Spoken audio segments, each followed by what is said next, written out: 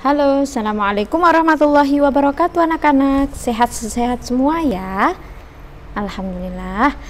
Hari ini kita akan belajar bahasa Indonesia dengan tema mengisi teks formulir pendaftaran kartu anggota pengiriman uang melalui bank atau kantor pos, daftar riwayat hidup sesuai petunjuk pengisian. Nah, di sini ada yang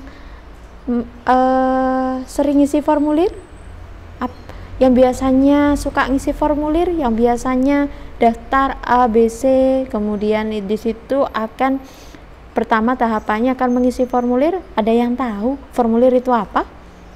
Iya, jadi anak-anak, formulir adalah, lihat di slide selanjutnya. Oke. Lembar yang berisi informasi tentang data diri dan hal lain sesuai dengan fungsi formulir tersebut. Kebetulan di gambar slide 1 ini adalah formulir pendaftaran peserta ekstrakurikuler pramuka. Ya, yang jika seseorang atau seorang anak ingin menjadi seorang anggota pramuka, maka di situ dia harus melalui tahapan pendaftaran, yakni mengisi formulir terlebih dahulu. Untuk apa mengisi formulir? Kenapa nggak harus langsung masuk saja? Tidak, semuanya itu ada aturannya, ada mekanismenya. Adanya formulir itu digunakan sebagai salah satu indikator bahwasannya kegiatan tersebut adalah resmi. Kegiatan tersebut punya legalitas dan sebagai data awal untuk mengetahui masing-masing anggota yang ada di dalam kegiatan ekstrakurikuler tersebut. Nah, sebagai contoh ada namanya di sini ya, nama, tempat tanggal lahir, alamat, kelas, golongan darah dan lain sebagainya, hingga fotonya juga ditampilkan. Ya, itu. Kemudian ada juga di sini tanda tangan, nama lengkap dan tanda tangan. Jadi anak-anak yang mulai saat ini belum memiliki tanda tangan, aku nggak punya tanda tangan, gimana ini? Belajar untuk membuat tanda tangan. Dan tanda tangan itu nantinya jangan berusaha untuk tidak berubah-ubah, karena selamanya akan pakai itu, ya. Tuh. Tentang calon peserta anggota yang akan mengikuti ekstrakurikuler pramuka. Dalam formulir tersebut akan ditempelkan foto dan pernyataan berupa tanda tangan. Nah, itu ya yang dibutuhkan atas persetujuan orang tua calon peserta anggota pramuka. Jadi ketika kita mengikuti sebuah kegiatan, kita juga harus mengantongi izin dari orang tua kita agar kegiatan yang kita lakukan nanti insya Allah berkah. Itu ya.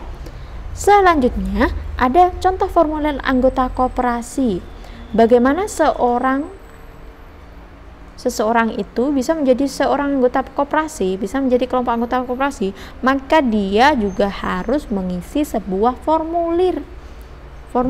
Lihat di kolom warna biru ini. Pak Imam seorang usahawan muda, usahanya bergerak di bidang pakaian. Pak Imam buka kios pakaian di rumahnya. Suatu saat Pak Imam ingin buka kios baru yang lebih luas. Hal ini membuat Pak Imam memerlukan biaya tambahan untuk dapat membuka kios yang lebih luas, dan sampai ke bawah. Data yang ada di kolom berwarna biru ini merupakan data nantinya yang akan disalin ke dalam formulir ini. Di situ ada nama, kemudian ada tanggal lahir, tempat tanggal lahir, lalu ada alamat, dan ada jumlah uang atau jumlah peminjaman uang, besar jumlah peminjaman uang yang dipinjam dari koperasi tersebut. Fungsinya untuk apa sih? Untuk sebagai data awal jika nanti ada hal-hal yang tidak diinginkan di akhir, bisa jadi itu nanti bisa merujuk ke data awal ini. Oh, misal Pak Imam pernah pinjam uang sekian, jadi ada datanya sebagai bukti. Itu. Oke, kita menuju ke slide selanjutnya. Oke. Mengisi formulir pengiriman uang sesuai petunjuk yang diberikan secara tertulis. Nah, ini merupakan salah satu formulir di mana untuk membuka rekening tabungan. Biasanya ketika kita ingin membuka rekening tabungan, maka kita akan menuju ke sebuah bank yang akan kita gunakan, menuju ke sebuah bank yang kita tuju ya, itu akan diarahkan oleh security-nya untuk ngambil nomor antrian, kemudian menunggu panggilan hingga ke customer service, panggil oleh customer service. Nanti di customer service itu akan diperiksa kelengkapan dokumen yang kita bawa, mulai dari lembaran formulir yang telah kita isi, kemudian ada KTP sebagai data pelengkap, KTP, alamat, nomor telepon, dan lain-lain sebagainya, dan isian lain yang diperlukan oleh bank. Juga ada proses nanti wawancara yang diwawancarai oleh customer service, kenapa membuka tabungan, untuk apa tabungannya, dan lain-lain itu ya. Tabungannya bisa jadi untuk dana pendidikan atau menyimpan uang, yang jelas ya menyimpan uang ya.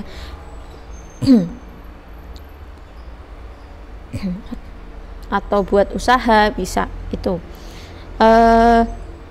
Jadi kalau misal usia kita masih usia sekolah, anak-anak sekolah itu biasanya umumnya itu akan melampirkan KTP milik orang tua, akta lahir, dan surat keterangan dari sekolah sebagai data penunjang. Kita menuju ke slide selanjutnya, yakni ada di Wesel. Ada yang pernah tahu Wesel bentuknya seperti apa? Nah, lihat ini terpampang nyata, ada kuning, lembaran berwarna kuning ya, tulisan kuning, penerimaan uang, Western Union Money Transfer. Wesel, kita lihat Wesel dulu. Pengertian dari Wesel itu surat yang digunakan untuk mengirimkan uang melalui kantor pos. Kartu Wesel dapat dibeli di kantor pos. Jadi adanya Wesel ini adalah untuk memudahkan, sebagai salah satu cara memudahkan bagi seseorang yang ingin mengirimkan uang atau menerima uang yang dia tidak punya rekening tabungan ataupun ATM, di mana dia berada pada wilayah yang berbeda, yang sangat jauh. Misal antara Depok dengan Surabaya itu kan jauh ya, bisa pakai Western ya, bisa pakai transfer money lewat kartu Wesel ini ya. Begitu juga ketika ada keluarga kita atau sahabat kita tinggal di luar negeri ingin mengirimkan uang kepada kita, ataupun kita yang ingin mengirimkan uang kepada mereka, itu mereka bisa ngirim lewat Western Union yang di sini, lewat kantor pos. Nah, ini bentuk dari kartunya ya. Itu di situ kita mengisi formulir terlebih dahulu. Ada keterangan di sini. Penerima dan pengirim. Pengirimnya sender. Pengirim atau sender. Tertulis di sini ya, makna dari tulisan data yang ada di sini adalah menjelaskan bahwa Abdul Malik beralamat di Jalan Camar, alhamdulillah, Camar 3, Blok 45, nomor 17, Jakarta 14140. Ia mengirimkan uang melalui Wesel kepada Sumarni Dewi yang tinggal di Desa Puser, RT 701, Tulung Agung, Jawa Timur, sebesar 500.000.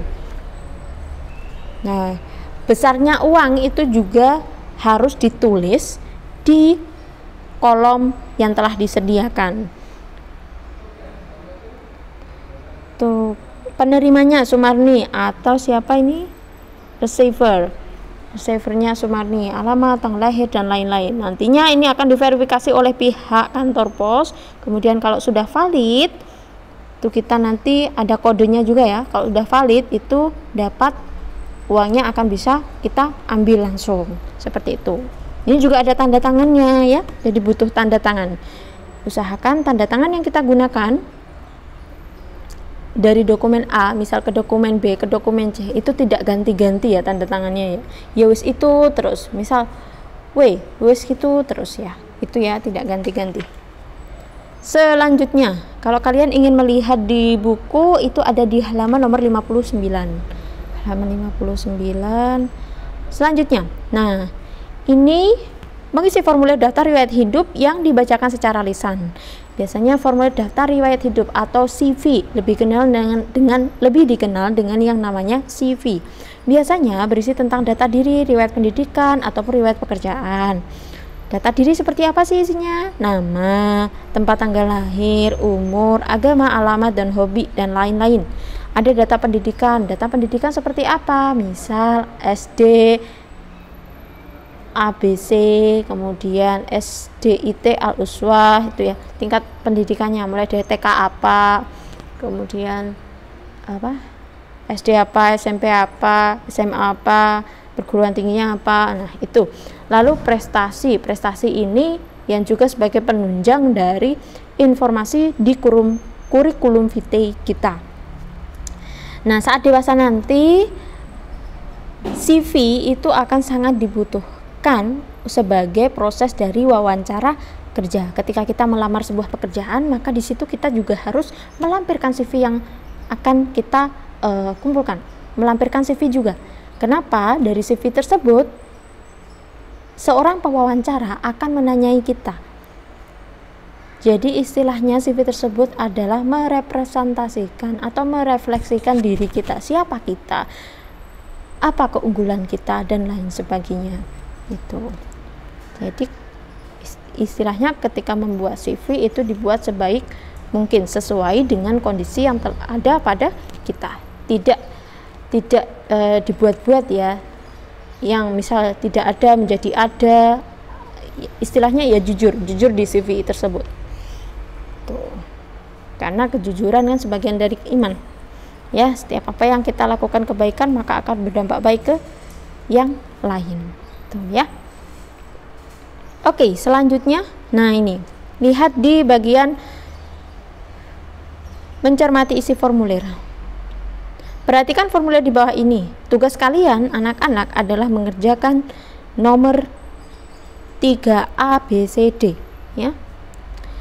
Pertama, cermati isi formulir di atas. Kalian cermati, kalian lihat ya, kemudian kalian cermati, baca, pahami.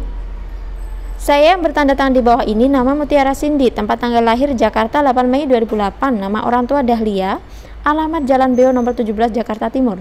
Dengan ini mengajukan permohonan untuk menjadi anggota perpustakaan SD Bangsa. Saya bersedia mematuhi segala ketentuan dan tata tertib yang berlaku di SD Bangsa. Mengetahui menyetujui orang tua Dahlia, Jakarta 9 Juli 2018. Mengetahui menyetujui orang tua Dahlia, pendaftar Mutiara Cindy. Tugasnya apa? Tugasnya adalah tadi melihat, membaca, mencermati, memahami. Itu yang pertama. Kemudian selanjutnya isilah. Nomor 3. A. Apa formulir yang diisi Mutiara? Isinya tentang apa? Oke. Mengapa? Yang B. Mengapa dalam formulir pendaftaran harus ada keterangan pendaftar? Itu dijawab juga. Yang C. Apa fungsi formulir pendaftaran tersebut? Jawab. Yang D. Tuliskan data diri yang ada pada formulir pendaftaran tersebut. Oke, itu ya. Jadi poin A, B, C, D silakan kalian jawab sesuai dengan naskah yang tertulis, formulir yang tertulis di lembar ini. Jawab di kertas lain, kemudian jawaban itu kalian foto, lalu kalian kirimkan ke nomor WhatsApp Ustadzah. Oke, jika ada pertanyaan yang berkaitan dengan ini ataupun berkaitan dengan materi ataupun Ustadzah menjelaskannya ada yang kurang jelas, silakan ditanyakan di nomor Ustadzah langsung via teks. Oke, itu saja yang bisa Ustadzah sampaikan. Mohon maaf bila ada kekurangan. Terima kasih atas segala perhatian. Semoga Allah mudahkan semuanya. Tetap semangat. Insya Allah kita bertemu di pertemuan selanjutnya ya. Bye bye. Assalamualaikum warahmatullahi wabarakatuh.